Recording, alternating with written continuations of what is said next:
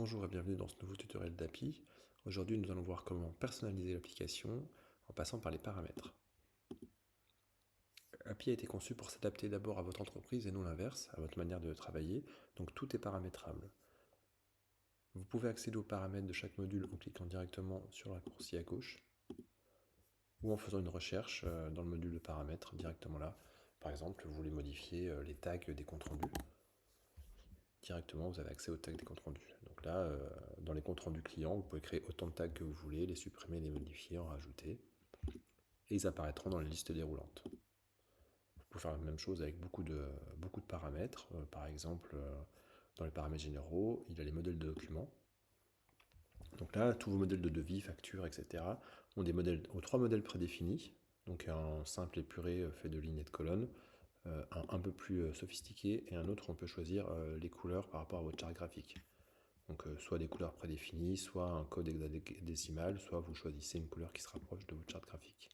Et puis on a un module personnalisé qui va vous permettre une personnalisation plus poussée de vos documents.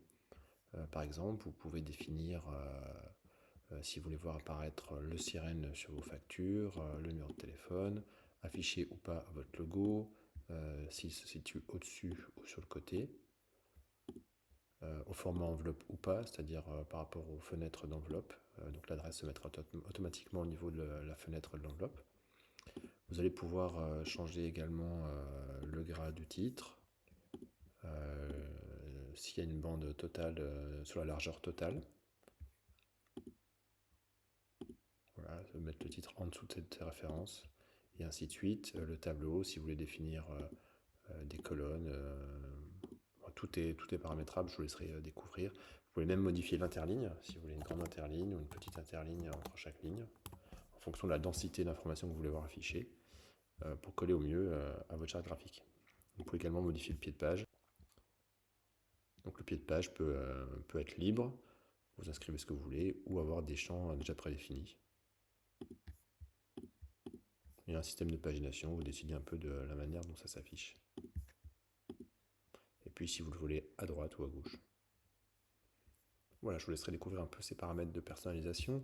Si je reviens un peu en arrière, je vous laisserai découvrir un peu tout ce qui est paramétrable. Il y a beaucoup de choses, même votre exercice fiscal, quand c'est qu'il commence, les conditions de paiement par défaut. Vous allez pouvoir décider de vos propres conditions de paiement qui vont s'appliquer automatiquement à chaque facture, à chaque devis, à chaque facture. Les différentes taxes,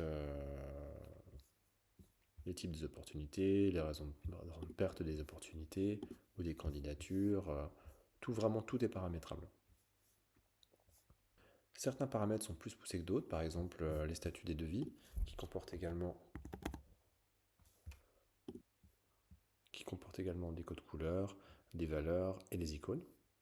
Vous pouvez en ajouter des nouveaux, certains sont immuables qu'on ne peut pas changer par rapport à l'application. Un des paramètres importants peut être la numérotation de vos factures. API vous permet de changer la numérotation de vos factures. Donc là, il suffit d'aller voir dans Client, référence et factures. Et là, vous avez un compteur et vous allez pouvoir choisir le préfixe et les suffixes par rapport à vos numéros. Donc là, on peut constater que vous pouvez mettre ce que vous voulez. En dessous, c'est le numéro qui va s'afficher sur chaque facture. Donc vous allez avoir un préfixe FAC, mais qui pourrait être ce que vous voulez. Vous modifiez ce que vous voulez. Et puis on a des champs dynamiques, des variables.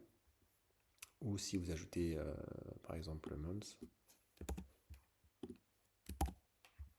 et ben il va l'ajouter juste avant la numérotation de facture. Ça, c'est le 08 puisque le mois d'août. Si je retire le mois, on aura juste le système de facturation. Si vous passez sur API en cours d'année, vous avez la possibilité de changer le numéro du compteur des factures et de commencer à partir du numéro de la dernière facture que vous avez fait sur votre autre logiciel.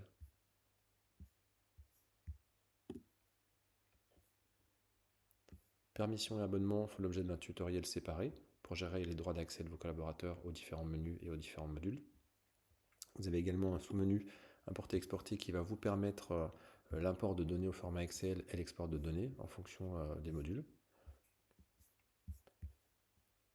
Un module comptabilité, là ça va être pour exporter toutes vos données au format FEC. C'est un format de fichier qui permet l'interopérabilité des données entre différents logiciels comptables. Donc vous allez pouvoir exporter vos achats, vos ventes, ou les deux sur une période donnée. Et enfin, dans l'entreprise, c'est là que vous rentrez toutes les données concernant votre entreprise. Ces données, vous allez les retrouver sur tous vos documents, factures, devis, etc.